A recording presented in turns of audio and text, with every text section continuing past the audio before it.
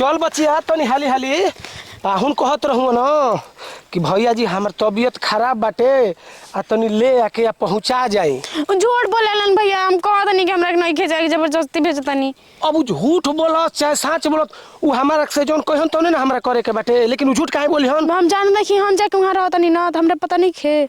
तो ई बताओ कि तोर बियाह भइल बा ससुरा रहे खातिर कि नैहर? नैहर में रहम। नैहर में रहबू मार बस चल उनकर तबीयत खराब हमर है मन ना लगेला ओइ जे। पहले चल तोरा के बोलाऊ ना कौन हलिया के आवे के, मतलब हम बोझ हो गल बनी तोरा सर पे। का तनको मन दिल लागत है नहीं खे। जब जो ही के रहा तब का करे नैहर में आवेले झूठो के हमरा से दिल लगावेले। जब जब जाले तो दिल टूट जाला, तनको मन ना लगे ना दिल लगेला। ये भाई चल के चौभुकाना के गड़ही में मछली मारी का। रुको आज दिन भर गड़ही उदहे दो आ मछली मारब आ तावा पर तारब आ लिया एगो पौआ आ मार के पूरा गम भुला जाई। अच्छा ये नहीं बैठल पड़ो, हम कहाँ से कहाँ खोजतनी। कैसे विधि व्यवस्था बनाई जिंदगी के पार लगाई, ससुरा लागते नहीं खे। गहुओ तू जल्दी पाकत नहीं खो कि हंसुआ लियती आ तहरा के दिन भर काट के ही खेते में गिरती।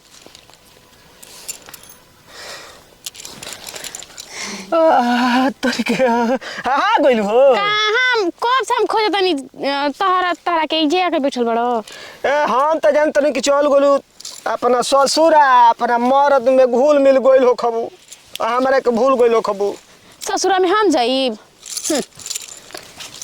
खाली जाइला नो तन्नी सा बस 1-2 घंटा खातिर, फिर वहां से निकल जाए ना तुरंत।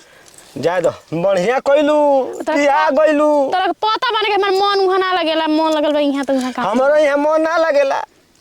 हमारे जब चल जालू ना तो बड़ा हमरा बुझाला, दिल से जनाला कि दुनिया में हमारा खातिर केहू होइए नहीं खे। ना जी हम बनी तू बाड़ू ना। हाँ, जाए दे से तो गुलजार रहेला जिंदगी में हमरा बहार रहेला आ जब आवेलू तब ना खूब हमरा सुतार रहेला। यही से तो दिलो जान से तहरा से हमरा प्यार रहेला। कितना जोक मारत रहो, बड़ी जोक वाला फर्क बड़ा। तब का प्यार तहरा से कोइले बानी तो भुलाई कैसे। हां सही कहत हमरो से भुलाइल ना जाला नो। ससुरा में जइबू तो अपन रिश्ता निभाइब कैसे। हो गई बहुत बोलेला। अच्छा मन लागत रहल हम ना रहनी है तो तनको ना मन लागत रहल हो। का अच्छा लागल कि मतलब हम छोड़ के चल गई नी। हमरा तो बुझाइल कि अब जना तक कि कोई महीना खातिर तू चल गइलू अपना ससुरा। महीना खातिर हम जाई भोजे ओकरा की हां वो तो भैया ले जबरदस्ती पहुंचा देवलन खाली अजगो घिसतान के ले गइलन हम। हां उ सर में बहुत कसाई आदमी हो। बुझाला कि उनकरा सर पे हम बोझ बनी दम से। उहे हमन के प्यार में तो बाधा बा।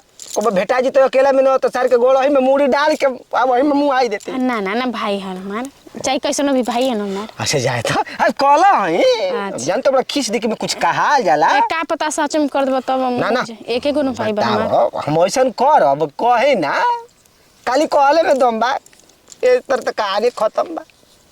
तू ऐसे कैसे सोच ले हम तोरा के छोड़ के हम ससुराल में चल जाइम। खाली हमर भाई से दिन बस चल जाई ना ओकरा कहले पे वो जबरदस्ती ले जा कपड़ा अपना उहो ना रखेला, जबरदस्ती बैग में भर दे कह चल कर पहुंचा दे। ससुरा पहुंचौले रहनी। हां तोर मर्दा के तबीयत खराब पैसे कोई कब चल आइल हियो जान तो ओ सरवा के कपार पर तू सबसे ज्यादा बोझ बाड़ू। हां सही लग सर कहीं के तू ठीक कहत रह। हम है तहनी के काम में बिगाड़त नहीं करे तोरा के त हम पहुंचौले रहनी है तोरा गांव में। तू कब चली आइली रे? हमर मन लगल ऐसे हम चलै नहीं। मन ना लगल हो ना ई बताओ कि तोर बियाह भइल बा ओइजा रहे के कि एजा रहे के? हां तो भाई झूठे के काहे हमरा से कहला कि तबीयत खराब बाटे ओकर। तू हमसे कहला है कि तबीयत खराब भ गबे त जा तनी पानी पटावे के बा। पानी ना अब तोरा के हम पटाई ठीक ना। हम तू लाइकी बारा के पटाइबो बताओ तनी कैसे पटाइब करे। अब हमारा समझ में आ गई कि तू ससुरा से भाग भाग नैहर में काहे आवत रही आ तू ए अपना ससुरा जात नहीं की। ए सुनो मन ना करेला जाए। मन ना करला ना दिल हेकरा से ना लागल बा त कहां ले मन करी तो रहे तो ससुरा में। तोरा को पता जब दिल लगल बा हे जे त उनजे का करे जाए। हमार बात हाँ सुनो। भाई के कपार पर के तांडो मचा ए मत हमार बात सुन पटैबा काहे के अपन बहन कहाँ धरा दे सरो बियाह कइले बनी तोरे चल हमर बहिन ससुरा में नहीं खेल का रे गोली मारा बे ना रही बास में बाजी बपुरी आवा सर कह के अरे तू बहिन है तोरा के हम हाथ ना उठावल चाहत नहीं है। आज तू हमरा के मजबूर कर देली हाथ उठाए पर हैं काहे ई सब गलती कर के बोल तू तो तहन मुड़ी हो आज के बाद ए जे तोरा दिखाई नहीं खे देबे के तू अपने गांव में चल जाओ हमारा कहीं जगह नहीं खे तोरा नहीं बहिन खाती ठीक ना तो क्या तो तोरे घरे ना रहम हम ओनही के घरे जाके रहम जेबी रे मुआ दे कह कि तू अपना ससुर जेबी आ जे ठीक बा अपने ससुरा जाए जेबी ना चल घर चल